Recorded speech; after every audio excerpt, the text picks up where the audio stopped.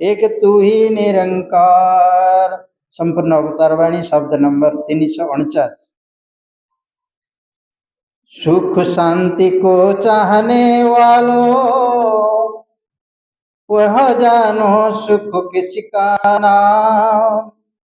पल पल डरता है मन जिससे, पूछो तो दुख किसका नाम। भूख से व्याकुल मानव समझो, मन की भूख है किसका नाम। मन की इच्छा पूरी कर दे, कल्प वृक्ष है किसका नाम। बिन जाने यह वस्तु अगोचर, व्यर्थ है मानव तेरी भाल। कहे अवतार बिना घर जाने, उलट जाएगी सारी चाल। कहे अवतार बिना घर जाने, उलट जाएगी सारी चाल। एक तू ही निरंकार। सुख शांति को चाहने वालों, यह जानो सुख किसका नाम। पल पल डरता है मन जिससे, पूछो तो दुख किसका नाम। सत्संग जी प्यार से कहिए धन्यवाद।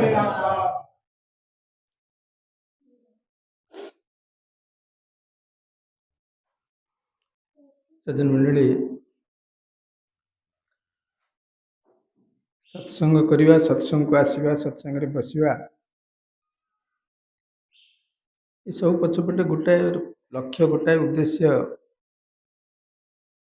मनीष चाहे तार जीवन रे किसी ना किसी परिवर्तन आसू। जो प्रकार जीवन से साधारणतः सत्संग बाहर रही चलाए, से जीवन रे गोटे परिवर्तन से चाहे, से सत्संग को आसे। नहले लोक सत्संग को आसती नहीं। सत्संग न आसवार कारण यदि खोजा, आम जो अच्छे भलरे अच्छु। दस थर जन दू पचारा चल जी सत्संग कहला, आम सत्संग कहीं आम कौन असत्य अच्छु जे सत्संग ये भी उत्तर मिलला। मन ना ठीक कहते आप असत्य नहांती सत्य अच्छे भल कथा। लोके सत्संग न आसवार ये हूँ गोटे मुख्य कारण जे से जो अच्छा भलरे अच्छा, कंफर्ट जोन रे अच्छा, आनंद अच्छा, खुशी अच्छा। किंतु जन यदि सत्संग को आसूची तो तार उद्देश्य कौन। जन यदि सत्संग को आसूची, सत्संग बसुची, सत्संग मिशुची, तार लक्ष्य कौन। सत्संग न आसवा पूर्व से जो अवस्था अच्छी, जो प्रकार व्यवस्था भितर अच्छी, से पसंद आस। एवं उभयकर स्थिति देखा, जी सत्संग को आसवाई इच्छा करुच्ची, जी सत्संग को आसवाई इच्छा करूना। जी सत्संग आसवा इच्छा करूनी, सी संसार से प्रकार पुओ संसार जो व्यवस्था, निजर परिवार व्यवस्था, रक्षण पेक्षण व्यवस्था, स्वार्थ सुरक्षा, घर द्वार संसार, ये सब कथा भितर सी तार अच्छी व्यवस्था भितर अच्छी। व्यवस्था तार संग्राम चली, जीवन संग्राम, तादरे से सफल हो विफल हो भर खुशी अच्छी। तो सी कहूँ मुझे जो अच्छी भलरे अच्छी, मुझे सत्संग जावा जरूरी ना। ये सत्संग आसिया को इच्छा करुच्ची, से प्रकार जीवन संघर्ष करुच्ची, तार परिवार भितर, तार सामाजिक स्थिति भितर, तार संसार जो योजना भितर से चलुच्ची। किंतु ता भितर थाई गोटाए किसी कथा मन को किसी गोटा दंशन करुच्ची, किसी गोटा कष्ट अड़ुआ लगुच, कथा अड़ुआ लगुच, तेणु से भावुची मुझे अच्छी ये ठीक नुहे। मत एथर गोटे परिवर्तन आनिया दरकार। मोर पारिवारिक जीवन, मोर सामाजिक जीवन, मोर स्थिति जो व्यवस्था, ता भितर गोटे परिवर्तन चाहूँगी। कहीं जो अच्छी से मो आनंददायी नुहे। मनीष आनंद रही अन्य कथा खोजे, जो मनीष आनंद थाए से अन्य किसी खोजे। जो आनंद किसी ना कि पराभूत हुए, किसी ना कि घटना घटे, से डिस्टर्बांस हुए, से खोजे आउ कि रास्ता अच्छी। तेणु सत्संग आसा पचर ये गोटे मुख्य कारण हो पारे, जे मुझे अच्छी भलरे ना, मत किसी परिवर्तन दरकार अच्छे। मु भलरे थाए कि न थाए, मत गोटे परिवर्तन दरकार है। मुझे आउ कि जाना चाहूँगी, आउ कि आगू को जावाक चाहूँगी जीवन। ये प्रकार भाव नहीं से सत्संग आस आरंभ कर। सत्संग मंडली एवं उभयकर स्थिति को देखा, जी सत्संग को आसला, जी सत्संग को न आसला, ये उभय स्थिति को पुणी यदि लक्ष्य करा जाए, ताले କେତେ କ୍ଷେତ୍ରରେ ସବୁ କ୍ଷେତ୍ରରେ ତ କୁହାଯାଇ ପାରିବନି, କିନ୍ତୁ କେତେ କ୍ଷେତ୍ରରେ ଦେଖାଯାଏ ଯେଉଁମାନେ ସତ୍ସଙ୍ଗକୁ ଆସିଯାଆନ୍ତି, ସତ୍ସଙ୍ଗରେ ଆଶ୍ରୟ ନିଅନ୍ତି, ସେମାନଙ୍କ ଜୀବନରେ ପରିବର୍ତ୍ତନ ଆସେ। ସେମାନେ ଯାହା ଖୋଜନ୍ତି ତାହା ପାଆନ୍ତି। ଜୀବନରେ କିଛି କିଛି ଖୋଜିବା, କିଛି ଖୋଜ ପଛରେ କିଛି ପାଇବା ଉଦ୍ଦେଶ୍ୟରେ ତ ସେ ସତ୍ସଙ୍ଗକୁ ଆସନ୍ତି। ତେଣୁ ସତ୍ସଙ୍ଗକୁ ଆସିଲା ପରେ ସେମାନଙ୍କ ସହିତ ଯେତେବେଳେ ଆଲୋଚନା କରାଯାଏ, ବିଚାର ତମେ ଏତେ ଦିନ ସତ୍ସଙ୍ଗ କଲେ କ'ଣ ପାଇଲ, ସେମାନେ ବଡ଼ ଖୁସିରେ କୁହନ୍ତି ମୁଁ ଯାହା ଖୋଜୁଥିଲି ତାହା ପାଇଲି, ମୁଁ ବହୁତ ଆନନ୍ଦରେ ଅଛି। ବହୁତ କ୍ଷେତ୍ରରେ ଏଭଳିଆ କଥା ଶୁଣିବାକୁ ମିଳେ। ସେତେବେଳେ ମନରେ ମଣିଷ ନିଶ୍ଚୟ ଭାବିବାକୁ ବାଧ୍ୟ ହୋଇଯାଏ ଯେ ସତ୍ସଙ୍ଗରେ କ'ଣ ସବୁ ମିଳେ, କ'ଣ ଏଠି ଘଟଣା ଥାଏ ଯାହାଫଳରେ ଇଏ ଲୋକ ଏମିତି କହୁଛି ଯେ ତାକୁ ଯାହା ଜୀବନରେ ଦରକାର ଥିଲା ସେ ପାଇଗଲା, ତା ଜୀବନ ସଫଳ ହେଇଗଲା, ତାର ଜୀବନ ଉଦ୍ଦେଶ୍ୟ ପୂରଣ ହେଇଗଲା, ପୂର୍ତ୍ତି ହେଇଗଲା, ତା ଯିଏ ଯାହା ଯାହା ଚାହୁଁଥିଲା ତାହା ପ୍ରାପ୍ତି ହେଇଗଲା। ଏ କଥା ଜଣେ ଯଦି କହିପାରୁଛି ତା ପଛପଟେ କିଛି ତ ଭାବନା ଥିବ। କେହି ତ ନିଜର ସ୍ଥିତି ଗୋଟେ ଫଲ୍ସ କଥା ରଖିକିରି କହିପାରିବନି ଯେ ମୁଁ ଯେଉଁଠି ଅଛି ମୁଁ ଭଲରେ ଅଛି, ଭିତରଟା ତାର ଜଳୁଥିବ, ଭିତରଟା କାନ୍ଦୁଥିବ, ଭିତରଟା ବହୁତ ଦୁଃଖରେ ଥିବ, କିନ୍ତୁ ଉପରେ କହୁଥିବ ମୁଁ ବହୁତ ଖୁସିରେ ଅଛି। ଏ କଥା କେତେ ହଁ ଜଣେ ଥରେ ଅଧେ କହିଦେଇପାରେ, ନାଟକ କରିପାରେ, ଡ୍ରାମା କରିପାରେ, କିନ୍ତୁ ଜୀବନ ସାରା କହିପାରେ। ସେ ଗୋଟାଏ ସମୟରେ ତାକୁ ନିଶ୍ଚୟ ସେ ଦଂଶନ କରି କହେ ନାଇଁ ମୋର ଦୁଃଖ ବହୁତ। ତେଣୁ ଦୁଃଖରେ ଥିବା ଲୋକ ସୁଖ କହିବା, ସୁଖରେ ଅଛି ବୋଲି କହିବାର ନାଟକ ବହୁତ କମ ସମୟ ପାଇଁ କରିପାରେ, ସବୁ ସମୟ ପାଇଁ। କିନ୍ତୁ ଯିଏ ବାସ୍ତବରେ ସୁଖରେ ଥିବ, ବାସ୍ତବରେ ଆନନ୍ଦରେ ଥିବ, ତାକୁ ଆପଣ ଯେତେବେଳେ ପଚାରନ୍ତୁ, ଯୋଉ ପରିସ୍ଥିତିରେ ପଚାରନ୍ତୁ, ଜୀବନର ଯୋଉ ପାହାଚରେ ପଚାରନ୍ତୁ, ସେ ତା ଦେହରେ କହିଛି ନା ମୁଁ ବହୁତ ଖୁସିରେ ଅଛି, ମୋ ଉପରେ ବହୁତ ଦୟା ଗୁରୁଙ୍କର। ଏ କଥା ମଧ୍ୟ ସାଙ୍ଗରେ ଯୋଡ଼େ, ଖାଲି ଖୁସିରେ ଅଛି ବୋଲି କହିବନି, ସାଙ୍ଗରେ ଏ କଥା ବି ଯୋଡ଼େ ଯେ ମୋ ଉପରେ ବହୁତ ଦୟା ଗୁରୁଙ୍କର। ମୋର ଗୁରୁଦେବ ମୋତେ ଏ ପ୍ରକାର ଦୟା କରିଛନ୍ତି, ଏ ପ୍ରକାର ଆଶୀର୍ବାଦ ଦେଇଛନ୍ତି, ଏ ପ୍ରକାର ଭାବନା ଦେଇଛନ୍ତି, ଯାହା ମୋତେ ବହୁତ ଖୁସି ଦେଉଛି, ବହୁତ ଆନନ୍ଦ ଦେଉଛି। ଯୋଉ ଭାବ ମୁଁ କେବେ ହେଲେ ଜୀବନରେ ଆଗରୁ ପାଇନଥିଲି। ଏ ସତ୍ସଙ୍ଗକୁ ଆସିବା ପୂର୍ବରୁ ଏ ପ୍ରକାର ସମ୍ଭାବନା ଗୋଟେ ଅଛି ଜୀବନରେ ହେଇପାରେ, ତାର ସ୍ୱପ୍ନ ବି ମୁଁ ଦେଖିନଥିଲି। ଯାହାକୁ ମହାତ୍ମାମାନେ ଅନେକ ସମୟରେ କୁହନ୍ତି ମଧ୍ୟ ଯେ मैं कहता हूँ राम मिला है, जग कहता है झूठी बात। ସଂସାର ତ କହୁଛି ମିଛ କଥା, ଏଠି ତ ସମସ୍ତେ ମାୟା ଚକ୍କରେ ଅଛନ୍ତି, ସମସ୍ତେ ତ ମାୟାର ପ୍ରଭାବରେ ଅଛନ୍ତି, ସମସ୍ତେ ଏଠି ବନ୍ଧନରେ ବାନ୍ଧି ହେଇଛନ୍ତି, ସମସ୍ତେ ଦୁଃଖ କଷ୍ଟ ଜଡ଼ି ହେଇଛନ୍ତି। ଜଣେ କେମିତି କହୁଛି ମତେ ରାମ ମିଲା है, मुझे राम मिला है। ରାମ କ'ଣ ଗୋଟେ ମିଳିବା ଜିନିଷ କି? ରାମ ତ ଗୋଟେ ମିଳିବା ଜିନିଷ ନୁହଁ, ରାମ ଗୋଟେ ଭଜନ କରିବା ଜିନିଷ। ରାମ ଭଜନ କରିବା ଜିନିଷ ନା ରାମ ମିଳିବା ଜିନିଷ କେମିତି ହେଇଗଲା? ଇଏ କେମିତି କହୁଛି ମତେ ରାମ ମିଲା है? ରାମ ସିନା ଭଜନ କରାଯାଏ, ରାମକୁ କୀର୍ତ୍ତନ କରାଯାଏ, ରାମକୁ ସ୍ମରଣ କରାଯାଏ, ରାମ ନାମ ଜପ କରାଯାଏ, କିନ୍ତୁ ରାମ ମିଲା है ତ ଏ ତ ଗୋଟେ ନୂଆ କଥା, ଭିନ୍ନ କଥା। ସଜନ ଯେ ପର୍ଯ୍ୟନ୍ତ ରାମ ମିଲା है ଇଏ କଥା ଜୀବନରେ ଆସିନାହିଁ, ସେ ପର୍ଯ୍ୟନ୍ତ ଜୀବନରେ ସେ ଯୋଉ ସନ୍ତୁଷ୍ଟି ଭାବ, ଯୋଉଟା ଜଣେ ସତ୍ସଙ୍ଗକୁ ଆସି କହୁଛି ମୁଁ ଯାହା ଚାହୁଁଥିଲି ତାହା ମତେ ମିଳିଗଲା, ମୁଁ ଯାହା ଚାହୁଁଥିଲି ତାହା ମତେ ମିଳିଗଲା, ମୋର ଜୀବନ ସଫଳ ହେଇଗଲା, ମୁଁ ଜୀବନରେ ଯାହା ଖୋଜୁଥିଲି ତାହା ପାଇଗଲି, ଏ ପ୍ରକାର ଭାବନା ଜଣେ କେବେ ହେଲେ କହିପାରିବ ନାହିଁ ଯେପର୍ଯ୍ୟନ୍ତ ରାମ ମିଲା है ତା ଜୀବନରେ ନ ହେଇଛି। ସେ ଯେତେ ରାମ ଭଜନ କରୁ, ରାମ ଜପ କରୁ, ରାମ କୀର୍ତ୍ତନ କରୁ, ରାମ ସଂକୀର୍ତ୍ତନ କରୁ, ରାମ ରାମ ଜୀବନ ସାରା କହୁ, ବା ନିଜ ପୁଅ ଝିଅଙ୍କ ନାଁ ରାମ ଦେଇଦଉ, ତଥାପି ମଧ୍ୟ କେବେ ହେଲେ ପୂର୍ତ୍ତି ହବ ନାହିଁ ଯେ ସେ କହିପାରିବନି ଜୀବନରେ ମୁଁ ଯାହା ଚାହୁଁଥିଲି ତାହା ମିଳିଗଲା। କିନ୍ତୁ ଯିଏ ଇଏ ପ୍ରଭୁଙ୍କର ରାମ ମିଲା है ଶବ୍ଦକୁ ଜୀବନରେ ଯିଏ ଅନୁଭବ କରିନେବ ଏବଂ କହିପାରିବ ଯେ मैं कहता हूँ राम मिला है, ମୁଁ ମୋର ଦୃଢ଼ ଭାବରେ କହୁଛି, ମୋର ବିଶ୍ୱାସର ସହିତ କହୁଛି, ମୋର ଭାବ ସହିତ କହୁଛି ମତେ ରାମ ମିଳିଯାଏ। ଯିଏ ଇଏ କଥା କହିନେବ ସେ ଜୀବନରେ କହେ, ଏ କଥା ମଧ୍ୟ ସ୍ୱୀକାର କରିନେବ, କହିନେବ, ବୁଝିନେବ ଯେ ମତେ ଗୁରୁଙ୍କ କୃପାରୁ ପରମାତ୍ମା ମିଳିଯାଇଛି। ଏମିତି ଅସତ କାହାକୁ କୁହନ୍ତି? ତାର ଯୋଉ ଭାବଗତ ଅର୍ଥ, ଶବ୍ଦଗତ ଅର୍ଥ କ'ଣ ହେଇପାରେ, ତାତ୍ତ୍ୱିକ ଅର୍ଥ କ'ଣ ହେଇପାରେ, କିନ୍ତୁ ଭାବଗତ ଅର୍ଥ ଯାହା, ସେ ଲୋକ ତାଠୁ ବହୁତ ଦୂରରେ ଅଛି। ନା ତାକୁ ଜଣା ଅସତ କାହାକୁ କୁହନ୍ତି, ନା ତାକୁ ଜଣା ସତ କାହାକୁ କୁହନ୍ତି। ସତଗୁରୁ ବାବା ଅବତାର ସିଂହ ଜୀ ତାଙ୍କ ଜୀବନ ପୂର୍ତ୍ତି ଭିତରେ, ତାଙ୍କର ଜୀବନ କାଳ ଭିତରେ ତାଙ୍କ ଗୁରୁଙ୍କଠୁ ସେବା, ତାଙ୍କ ଗୁରୁ ପାଦ ପଦ୍ମରେ ସେବା କରି ଧ୍ୟାନ ରଖି ଯୋଉ ପ୍ରକାର ଭାବ ଜୀବନରେ ପାଇଥିଲେ, ତାକୁ ଇଏ ପଙ୍କ୍ତି ଭିତରେ କହୁଛନ୍ତି ଆରେ ଭାଇ ତମେ କ'ଣ ଜାଣିଛ ସୁଖ କାହାର ନା? କାହାକୁ ସୁଖ କୁହାଯାଏ? କାହାକୁ ସୁଖ କୁହାଯାଏ ତୁମେ ଜାଣିଛ କି? ଆଉ ଯୋଉମାନେ ବଡ ଧନ୍ଦୀ ହଉଛ, କଷ୍ଟରେ ଅଛ, ଜୀବନକୁ ଭାବୁଛ ଜୀବନଟା ବଡ କଷ୍ଟମୟ ହେଇଛି, ତମେ କ'ଣ ଜାଣିଛ ଦୁଃଖ କାହାକୁ କୁହାଯାଏ? ଦିଟାକର ଗୋଟିଏ ଅର୍ଥ, ଦିଟାକ ଗୋଟିଏ ଲକ୍ଷ୍ୟକୁ ଦେଖେ। ତୁ ପ୍ରଭୁଙ୍କଠୁ ବିଛିଡ଼ି ଯାଇଛୁ, ଅଲଗା ହେଇଯାଇଛୁ, ତୁ ଦୁଃଖରେ ଅଛୁ। ତୁ ପ୍ରଭୁଙ୍କ ସହିତ ଯୋଡ଼ି ହେଇଯାଇଛୁ, ତୁ ସୁଖରେ ଅଛୁ। ତେଣୁ ସୁଖ ଯଦି ଖୋଜୁଛୁ ତାହେଲେ ତାର ଅର୍ଥ ସୁଖ କାହାର ନା?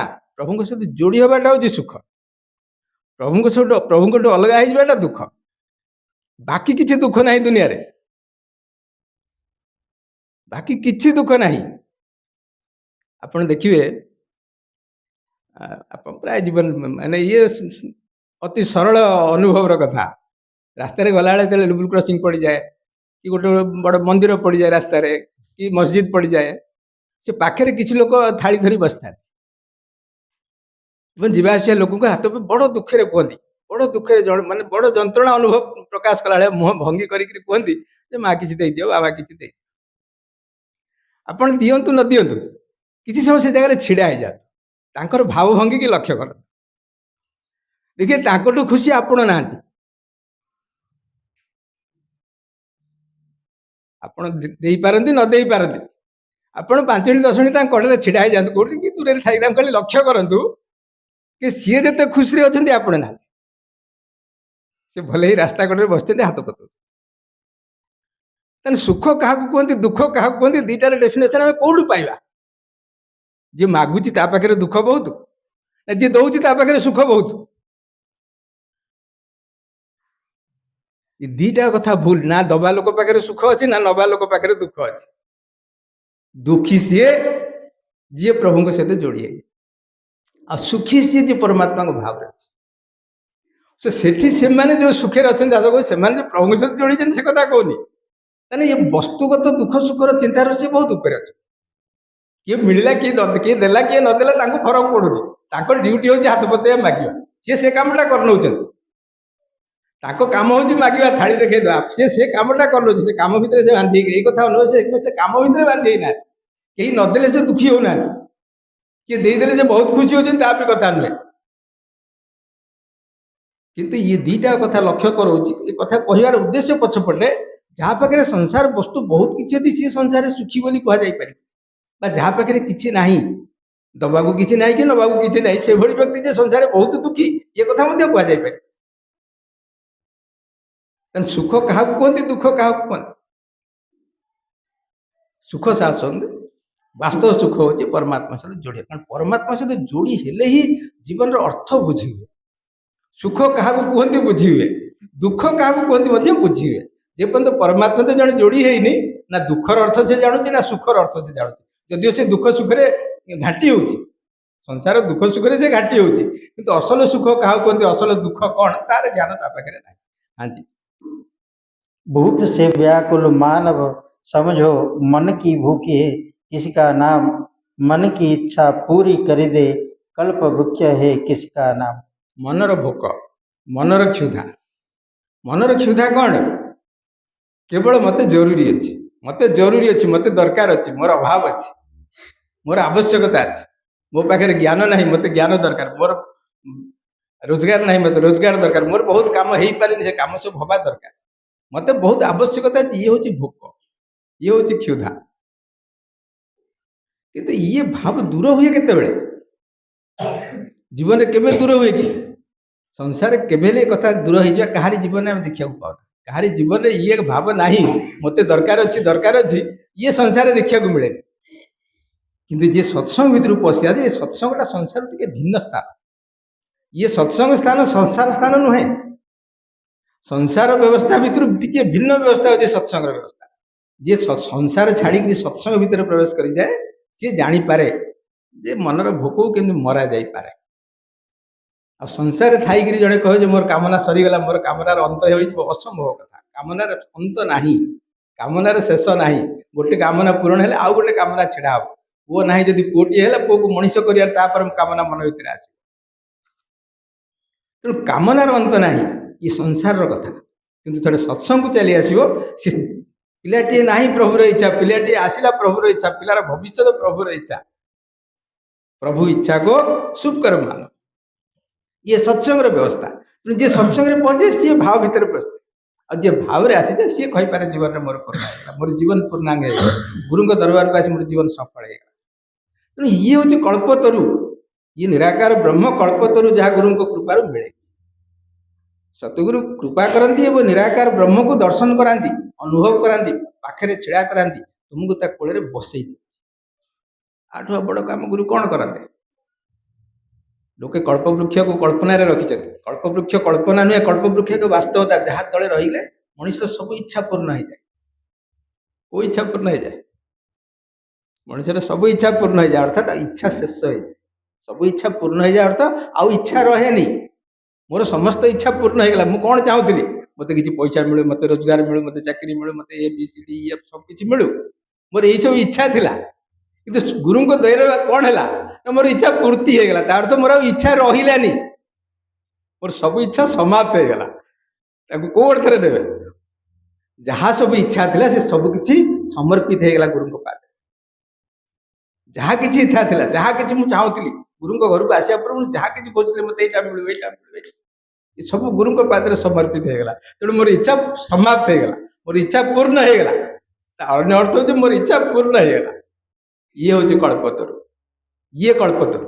ଇଏ କଳ୍ପ ବୃକ୍ଷର ଆଶ୍ରୟରେ ଯିଏ ରହିଯାଏ ସିଏ କହିବ କେବଳ ଯେ ମୋତେ ମୋର ଜୀବନ ସଫଳ ହେଇଗଲା। हाँ जी, बिन जाने यह वस्तु अगोचर ये व्यर्थ अगोचर है वस्तु, ये अगोचर वस्तु, ये सहजरे जानी हुए, सहजरे बुझी हुए, सहजरे धरी हुए, ये अधरा, ये अबुझा, ये अस्पृश्य, ये कण देखी हुए, दृष्टा ही ना देखी हुए, ना धरी हुए, ना छुई हुए, ना जानी हुए, ना ज्ञान रे, ना बुद्धि रे, कोउथरे याको धरी हुए। किंतु गुरुଙ୍କ कृपा याको सब भितर को नहीं आसे। धरी भी पारिबु, छुई भी पारिबु, हसी भी पारिबु, कथा कहि पारिबु, भाव रे नहीं पारिबु, तो अंग संग ता सहित खेली पारिबु, अनुभव करि। तेणु गुरुଙ୍କର कृपा याको बिल्कुल दिशा बदले दिए, दिग बदले दिए, भाव सृष्टि कर दिए। तू प्रभुଙ୍କ सहित ओतप्रोत ହେଇକି ରହ। ଯେମିତି ତୁ ପିଲା ପରିବାର ଭିତରେ ମିଳିମିଶିକି ରହୁଛୁ, ଆନନ୍ଦରେ ରହୁଛୁ, ସେମିତି ପ୍ରଭୁଙ୍କ ସହିତ ମିଳିମିଶିକି ରହ, ଆନନ୍ଦରେ ରହ। ତେଣୁ ଇଏ ଭାବ ଯେପର୍ଯ୍ୟନ୍ତ ନ ହେଇଛି, ଯେ ମନୁଷ୍ୟ ତୋର ଯେତେ ପ୍ରକାର ଚତୁରତା, ଯେ ମୁଁ ସତ୍ସଙ୍ଗ କାହିଁକି ଯିବି, ମୁଁ ସତ୍ସଙ୍ଗରେ କାହିଁକି ବସିବି, ମୋର କ'ଣ ଜରୁରୀ ଅଛି ବସିବା, ଏସବୁ ଓଲଟା ପଡ଼ିଯିବ। ଇଏ ଓଲଟା ପଡ଼ିଯିବ କାହିଁକି? ଅନ୍ତ ସମୟ ପଛତାଏ। ଠିକ୍ ସମୟରେ ତତେ କୁହା ହେଇଥିଲା ଘରକୁ ଆ, ଏଠି ଆସି ନିଜ ଘରକୁ ଚିହ୍ନି, ତୁ ଚିହ୍ନିବାରେ ଢିଲା କରିଥିଲୁ, ମନା କରିଥିଲୁ। ତୋର ଶବ ଛାଡ଼ିବୁ, ତୁ ଯେତେବେଳେ ଘରଟା ଛାଡ଼ିବୁ, ସବୁ ଅବସ୍ଥାକୁ ଆସିବୁ, ତୋର ଘରଟା ଛାଡ଼ିବୁ, ତୋର ଜୀବନ ଅନ୍ତ ସମୟ ଆସିଯିବ, ତୁ ସେତେବେଳେ ଅନୁତାପରେ ରହିଯିବୁ ଯେ ମୁଁ କିଛି ଜୀବନରେ ହାରିଗଲି, ଜୀବନ ହାରିଗଲି, ଜୀବନ ମାନେ ସଫଳ ହେଲାନି, ଜୀବନ ମୁଁ ହାରିଗଲି, ଏଠି ଯାହା ପାଇବା କଥା ସେଟା ମୋତେ ବହୁତ ଦୂରକୁ ଚାଲିଗଲା। ତେଣୁ ଇଏ ଭାବନା ଶକ୍ତି ଏଠି ପ୍ରଦାନ କରୁଛନ୍ତି। ଏ ମନୁଷ୍ୟ ସାବଧାନ ହେଇଯା, ସାବଧାନ ହେଇଯା। ତୋର ଜୀବନରେ ଯାହା କିଛି ଯୋଉ ଲକ୍ଷ୍ୟ ନେଇ ତୁ ସତ୍ସଙ୍ଗକୁ ଆସିଛୁ ୟାକୁ ପୂର୍ଣ୍ଣ କର। जो लक्ष्य नहीं सत्संग को आसी या पूर्ण करने, परमात्मा भाव को नहीं, परमात्मा ज्ञान प्राप्ति करी, परमात्मा सहित जोड़ी युक्त रही प्रभु को कोल भितर आनंद नवार सब प्रकार रास्ता तैयारी निज जीवन को सफल कर। शासन कृपा करते आप मैंने धन्यवाद। आप मान भाग्य गुरु को कृपा ही सब किसी, भाग्य तो कथा नहीं, गुरु को कृपा ही सब किसी। सतगुरु आपण